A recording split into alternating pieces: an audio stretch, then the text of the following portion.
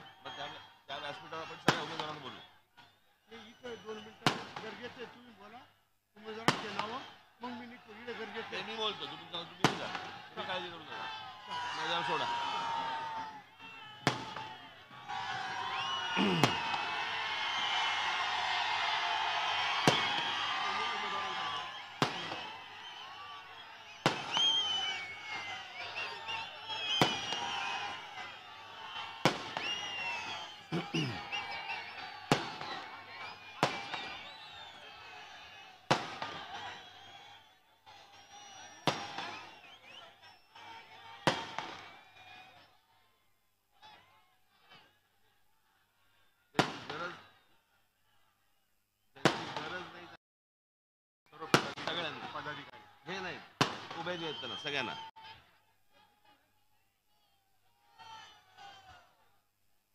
जमलेल्या माझ्या सर्व हिंदू बांधवांनो,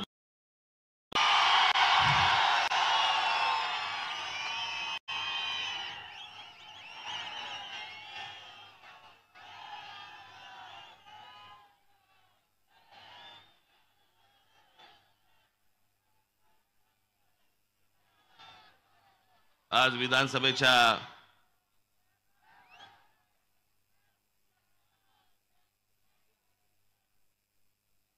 निवडणुकांचा शेवट परवा दिवशी 5 वाजता सगळा प्रचार थांबणार।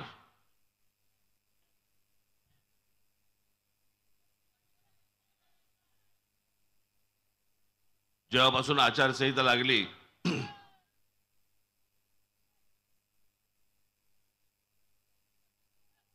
तेव्हापासून महाराष्ट्रामध्ये अनेक ठिकाणी मी सभा घेतोय, महाराष्ट्राशी बोलतोय,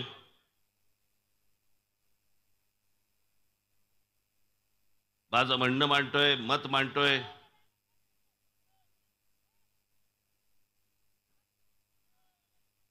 आणि माझी बहुतेक भाषणं मला असं वाटतं की तुम्ही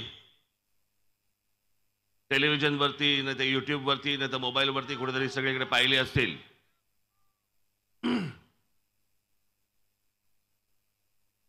आणि सारखे सारखे काही नवीन नवीन विषय येत नसतात। खरं तर आता शेवटच्या ज्या सभा आहेत या शेवटच्या सभांमध्ये येऊन तुमचं फक्त दर्शन घेणं हेच माझ्यासाठी सर्वात महत्त्वाचं आहे।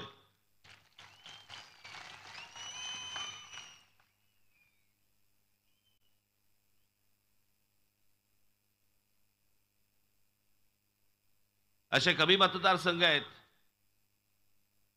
की ज्या मतदारसंघामध्ये मी एका मतदारसंघामध्ये 2-2 सभा घेतल्यात।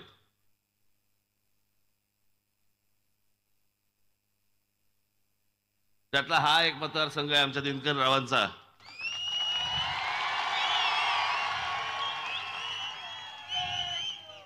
त्यातली एक सभा आत्ता आहे आणि ही माझं भाषण संपलं की पुढची सभा लगेच तिथे दुसरीकडे आहे। दिनकर राव कुठे आहेत?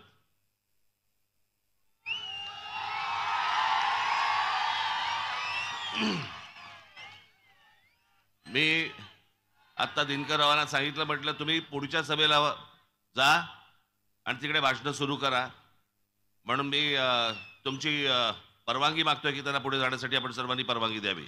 धन्यवाद। तुमचं बोलणं झालंय ना?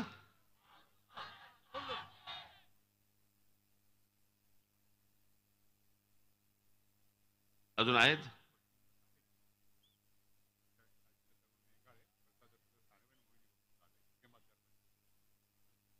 नाशिक देवळाली मोहिनी जाधव, या.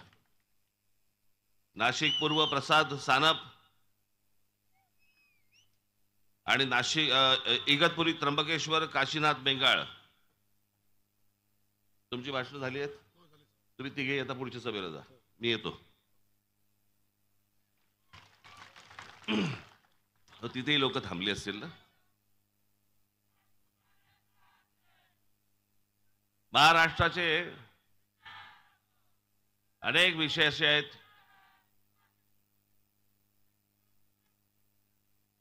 आपल्या घोषणा थांबल्या तर मी बोलू शकीन.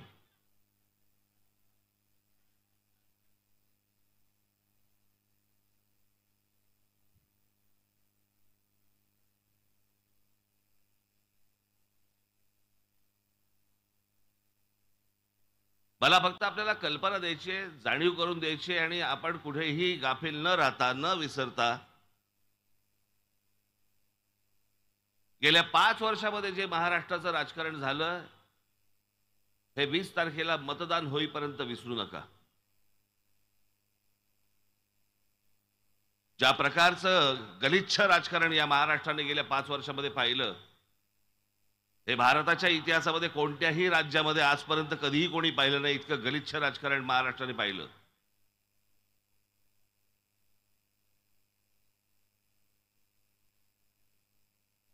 याची सुरुवात 2019 पासूनच्या निवडणुकीपासून त्याचा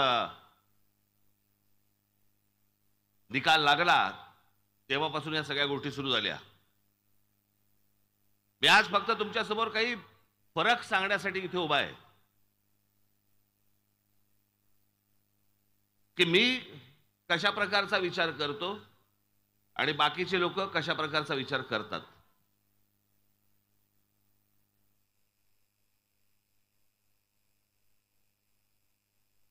दोन 2019चा निकाल लागल्यानंतर लोकांनी शिवसेना भारतीय जनता पक्षाला मतदान केलं, कारण त्यांना काँग्रेस राष्ट्रवादी नको होती.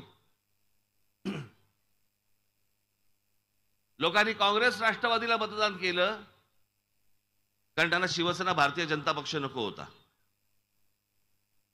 अगदी सरळ होतं. निकाल लागल्यानंतर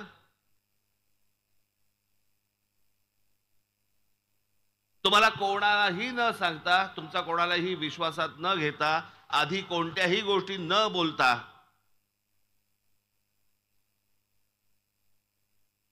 उद्धव ठाकरेंनी सुरू केलं की मला माझ्या गळ्यात मुख्यमंत्री पदाची माळ 2.5 वर्षाची घाला. कुठून विषय आला, काय विषय आला, कल्पनाच नाही. याच्या अगोदर काही विषय आला होता तुमच्यासमोर, भाषणामध्ये काही बोललं गेलं होतं? नाही.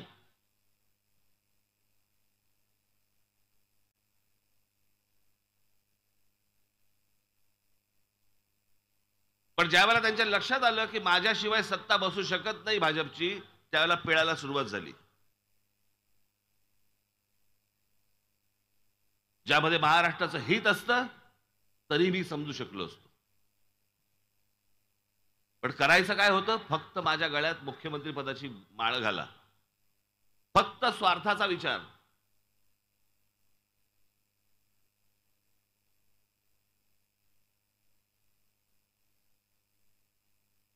उद्धव ठाकरेंच्या जागी जर समजा मी असतो ना, आणि जी गोष्ट मी तुम्हाला दाखवली, पण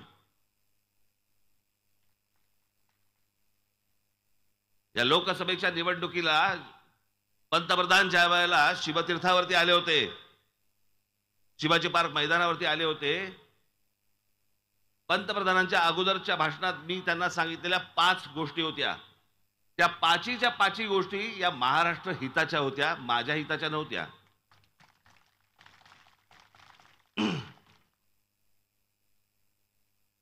मी त्याला पंतप्रधानांना सांगितलं होतं की गेले अनेक वर्ष आमचा जो एक प्रश्न प्रलंबित राहिलेला आहे या महाराष्ट्राच्या अस्मितेचा, आमच्या भाषेच्या अस्मितेचा, आणि तो म्हणजे आमच्या मराठी भाषेला आपण अभिजात भाषेचा दर्जा द्यावा, एवढी माझी आपल्याला विनंती आहे. आणि मी आज परत एकदा पंतप्रधानांचे आभार मानतो की आमच्या मराठी भाषेला अभिजात भाषेचा दर्जा त्यांनी मिळवून दिला. इतकी जुनी भाषा आमची. मला तर कधी कधी खोटं नाही सांगत, माझा कधी कधी ऊर भरून येतं.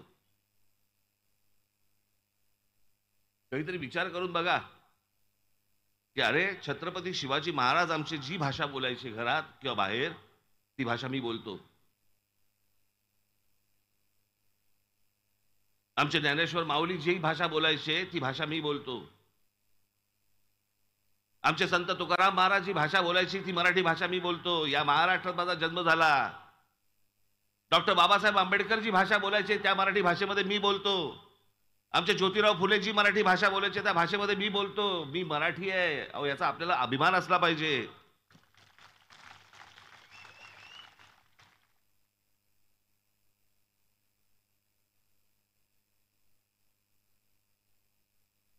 या व्यासपीठावरती जेवढे इथे फोटो आहेत, याच्यापेक्षा असंख्य फोटो या महाराष्ट्रामधले आपण अधिकारात इथे लावू शकतो.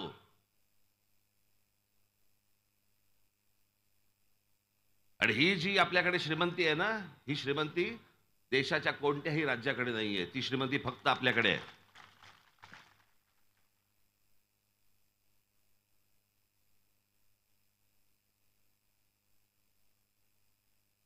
जे 19 साली जे झालं, निकाल लागल्यानंतर झालं, तिथे उद्धव ठाकरेंच्या जागी जर सुद्धा मी असतो ना, मी म्हटलं असतं मला नको मुख्यमंत्रीपद, तुम्ही ठेवा तुमचं मुख्यमंत्रीपद तुमच्याकडे, मी तुमच्या बरोबर येतो, पण मी सांगीन त्या गोष्टी माझ्या महाराष्ट्रामध्ये झाल्या पाहिजेत.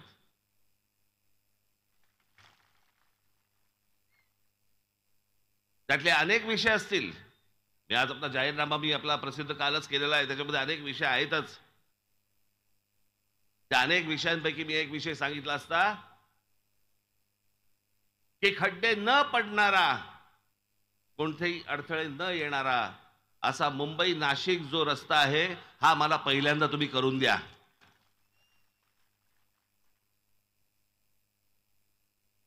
ज्या शहराकडे जाणारं दळणवळण साधनच जर कमकुवत असतील, त्या शहरामध्ये लोक येतीलच का?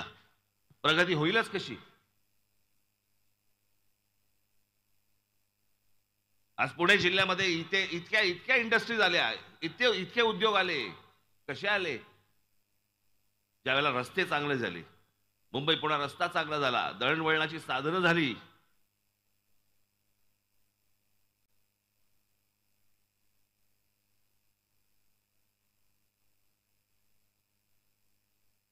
या नाशिक पश्चिमच्या मतदारसंघाला खरं तर नाशिकची औद्योगिक नगरी म्हणतात याला. या मतदारसंघाला इतके उद्योग आहेत, त्यातले अनेकशे 500 जवळपास बंद झाले. अनेक लोक बेरोजगार झाले. अनेक उद्योग येऊ इच्छितात, पण त्यांना ज्या प्रकारच्या गोष्टी पाहिजेत सभोवताली त्या मिळत नाहीयेत. राजकीय अडथळे सगळे सुरू होतात. तुमच्यापैकी अनेक अनेक जे तरुण आहेत इथे माझ्यासमोर बसलेले आहेत, तरुणी आहेत, अनेकांना माहिती पण नसेल. ही गोष्ट आहे साधारणपणे 97-98 सालची. महिंद्रा कंपनी इकडे होती, पण महिंद्रा कंपनीचं एक्सपान्शन, त्यांना तो उद्योग वाढवायचा होता, त्याच्यासाठी म्हणून त्यांना, तुम्हाला आठवत असेल, स्कॉर्पिओ नावाची गाडी तरी काढली. आणि सगळ्या गोष्टींना कंटाळले होते आनंद महिंद्रा. ज्याला सरकारी हस्तक्षेप, सरकारी त्रास, सरकारी अडचणी ज्याला म्हणतो आपण, कंटाळले. माझे मित्र आहेत ते. आणि एके दिवशी माझ्या कानावरती आलं की आनंद महिंद्रा ही इंडस्ट्री घेऊन चेन्नईला चालले. ते म्हणाले की मला नाही उद्योग, मला इन्व्हेस्टमेंट नाही करायची, नाशिकमध्ये मला नाही यायचं, मला तिथे चेन्नईमध्ये तामिळनाडूमध्ये मला चांगल्या सुखसोयी मिळत आहेत, तिथे मी तामिळनाडूमध्ये जातो. मला कळल्यावरती मी आनंद महिंद्राला भेटलो. त्याच्यामध्ये काही इथले नाशिकमधले पण लोक होते. मी आनंद महिंद्राला भेटल्यावरती मी त्यांची अडचण समजून घेतली. म्हटलं काय प्रॉब्लेम आहे तुमचा? कारण मला एक गोष्ट माहिती होती की ज्या वेळेला आनंद महिंद्रा इथे येतील, काय रे काय झालं रे तिथे,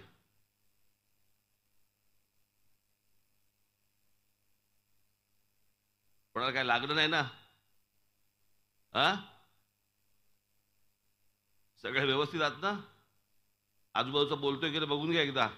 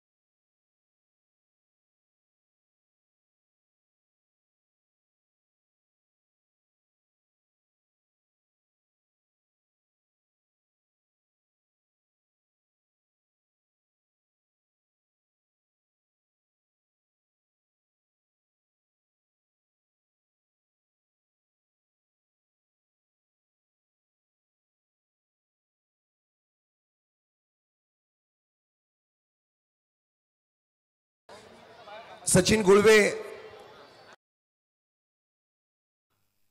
आजूबाजूचं बोलतोय की बघून घ्या एकदा.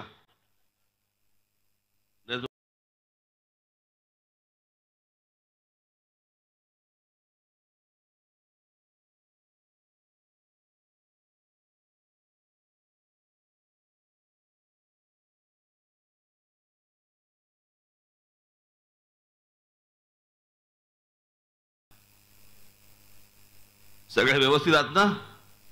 आजूबाजूचं बोलतोय की बघून घ्या एकदा. तुम्हाला वाटेल भाषण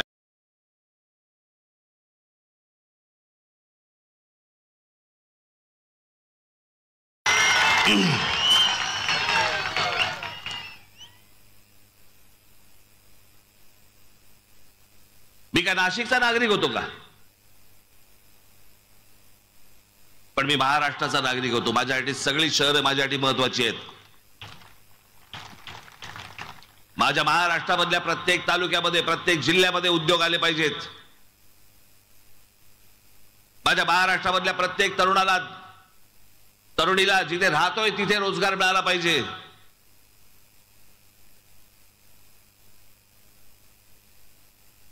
या गोष्टींचा विचार करायचा आहे की हे ह्यांचं जे राजकारण सुरू आहे आता, विचार करून बघा तुम्ही. महाराष्ट्रामध्ये ज्या प्रकारचं राजकारण खेळलं गेलं, तुमचा विचारच नाही. तुम्ही मतदार म्हणून तुमचा विचारच नाही. तुम्ही मतदान करून मोकळे झालात ना, गेट आउट. आता आम्ही आमचं काय ते बघणार.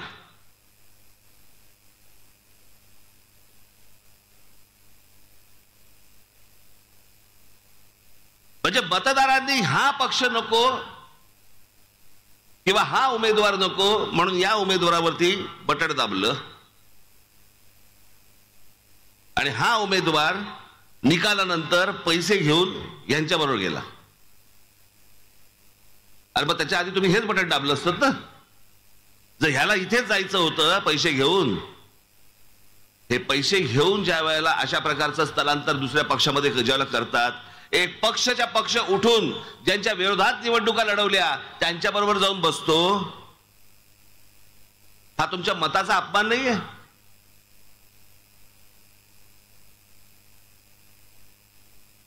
कोणते विचार चालू त्यांच्या मनामध्ये? कोणतेच विचार येत नाहीत.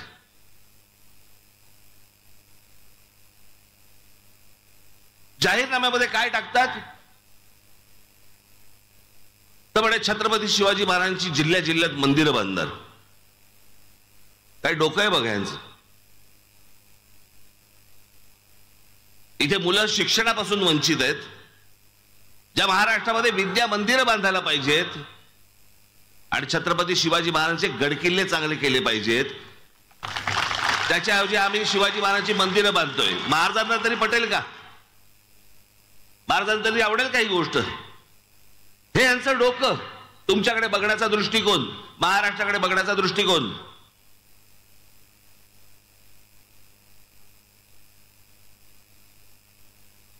या उलट आपण ज्या गोष्टी सांगतो आहोत, आता जसं मुंबईमध्ये डॉक्टर बाबासाहेब आंबेडकरांचं स्मारक उभं राहिलं, मी तेव्हा पण सांगत होतो, 2014 साली पण तेच सांगत होतो, माझं आजही सांगणं तेच आहे. आता ते स्मारक झालं,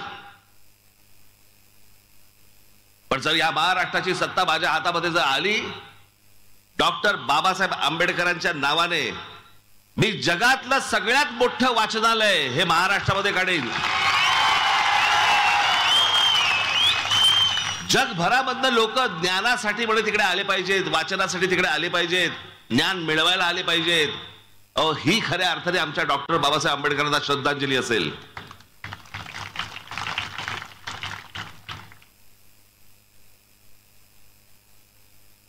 आमच्या महाराष्ट्रामधल्या जास्तीत जास्त मुली या शिकल्या पाहिजेत, शिक्षणापासून त्या वंचित राहता कामा नयेत. जितक्या म्हणून आपल्याला मुलींच्या शाळा काढता येतील, त्यांना शिकवता येईल, ते आपण शिकवलं पाहिजे. ते जर शिकवलं तरच आमच्या ज्योतिबा फुलेंना आपण श्रद्धांजली वाहू शकतो, नाही तर कशासाठी यांच्या फोटो लावायचे हो.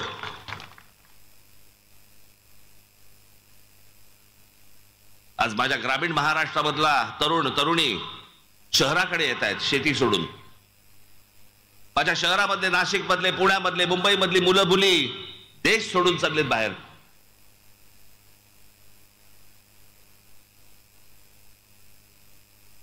हे काही चांगलं वातावरण नाहीये, पण ते का देश सोडून जात आहेत, मला असं वाटतं याचा विचार करणं गरजेचं आहे. कानावरती सतत अभद्र बातम्या, सतत अभद्र बातम्या. वर्तमानपत्र उघडले की आम्ही बघणार काय, आज या जिल्ह्यामध्ये आमच्या एका शेतकऱ्याने आत्महत्या केली. आज हजारो शेतकऱ्यांनी आत्महत्या केल्या महाराष्ट्रामध्ये. काय त्याच्यावरती कोणता राजकीय पक्ष काय बोलतोय, त्याच्यावरती कोणत्या प्रश्नाची उत्तरं काढली आहेत?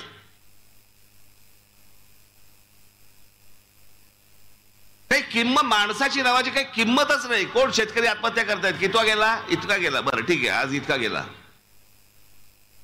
काही आमच्या शेतकऱ्यांबद्दल देणं घेणं नाही, आमच्या कामगारांबद्दल देणं घेणं नाही, आमच्या तरुणांबद्दल काही देणं घेणं नाही, तरुणींबद्दल देणं घेणं नाही, आमच्या महिलांबद्दल देणं घेणं नाही. फक्त स्वतःच्या स्वार्थासाठी, स्वतःच्या खुर्चीसाठी, स्वतःच्या पैशासाठी त्यांचं फक्त राजकारण सुरू आहे. आज या पक्षात, उद्या त्या पक्षात, त्या पक्षातनं पैसे दिले, या पक्षात गेला.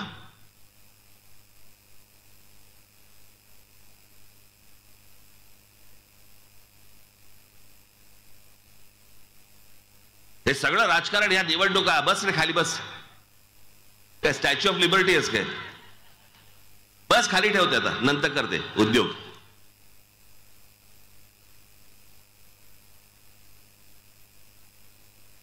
ते माझ्यासाठी नसतं, ते चॅनलवाल्यांच्या कॅमेरासाठी असतं. मी दिसलो पाहिजे, आहे घरी दाखवायचं, बघा गेलो होतो सभेला.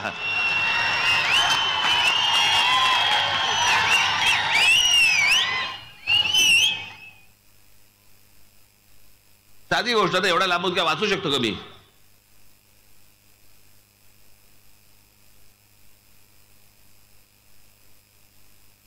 आज तुम्हाला चांगले रस्ते मिळत नाहीत, मुलांसाठी चांगली मैदानं मिळत नाहीत, महिलांना आमच्या चिल्ल्या पिल्ल्यांना घेऊन जायला चांगल्या बागा मिळत नाहीत.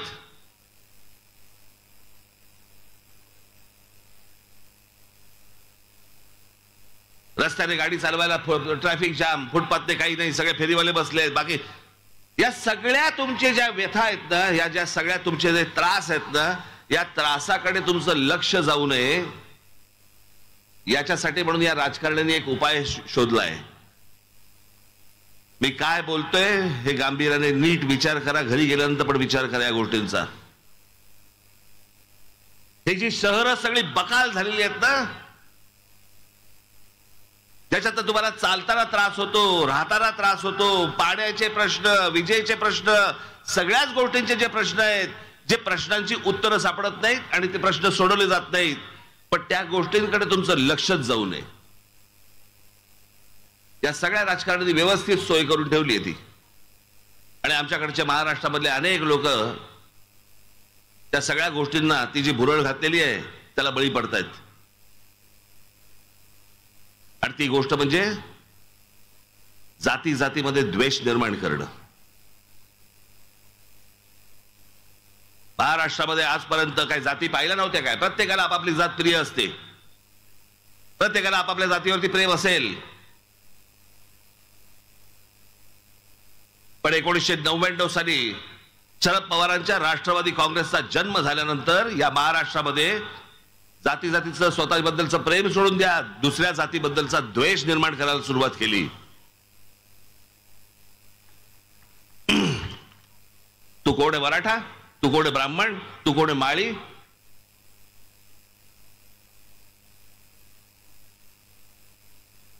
मग आता परत सुरू केलं मराठा विरुद्ध सगळे ओबीसी. अहो, तुमच्यात नाही भांडण वाद, त्यांना तुमचा उत्कर्ष नाही करायचा आहे. हे फक्त तुमच्याकडनं मतं घेतायत, मतं. यांना तुम्हाला काही द्यायचं नाहीये मोबदल्यात. डोकी फुटली तुमची, फुटू देत.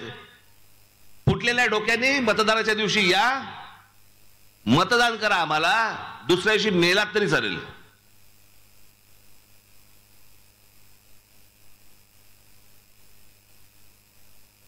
हा जो सगळा संघर्ष सुरू केलाय ना या लोकांनी, इतका घाणेरडा ह्यांचा जे ह्याचे तर स्वार्थ निघतील, पण ही जखम लवकर बरी होणारी नाही.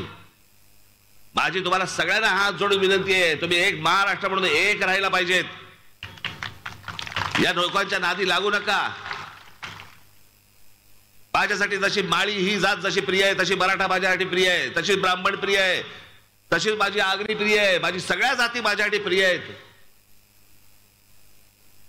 एकमेकांमध्ये मतभेद निर्माण करणं आणि द्वेष निर्माण करणं माझ्या मनात पण कधी येत नाही. या लोकांच्या येतं कसं मनात? आणि ह्याच राष्ट्रवादी काँग्रेसच्या जन्मानंतर ह्या सगळ्या गोष्टी सुरू केल्या.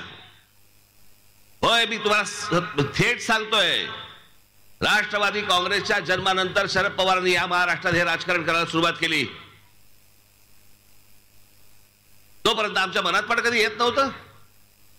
आणि मग आमचे महापुरुष वाटायला सुरुवात केली.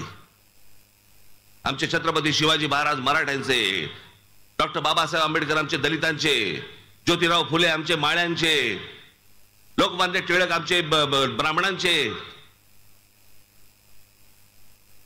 तो राज्य हा माझा जन्मसिद्ध हक्क आहे आणि तो मी मिळवीनच, ही घोषणा काय त्यांनी ब्राह्मणांसाठी केली होती काय? या देशाच्या स्वातंत्र्यासाठी केली होती ना. माझ्या महाराष्ट्रामधल्या मुली शिकल्या पाहिजेत, त्या कोणत्या का जातीच्या असेना, पण त्या माझ्या मुली शिकून मोठ्या झाल्या पाहिजेत. हा विचार ज्या आमच्या ज्योतिराव फुलेंच्या मनामध्ये आला, तो काय माळ्यांसाठी आला होता काय?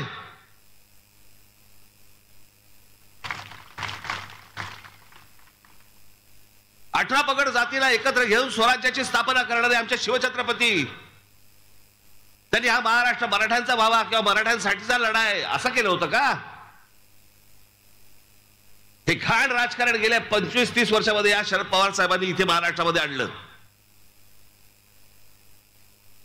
आजही तेच चालू आहे यांचं. तुम्ही बळी पडू नका या गोष्टीला. मी माझ्या 2-4 सभांबद्दल सांगितलंय, पुन्हा एकदा सांगतो. याचं कारण तो स्क्रू जो आहे ना, तो तुमच्या फिट झाला पाहिजे आतमध्ये.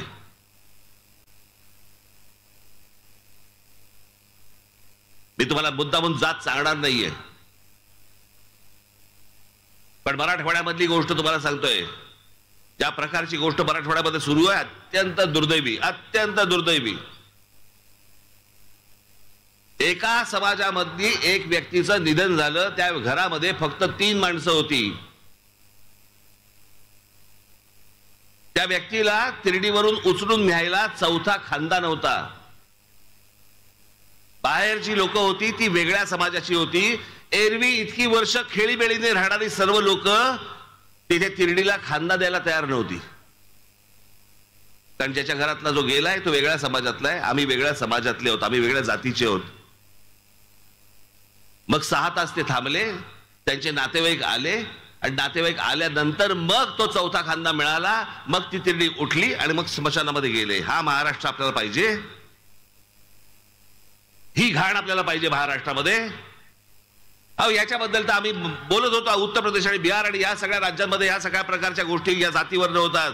महाराष्ट्राचा उत्तर प्रदेश बिहार करायचा.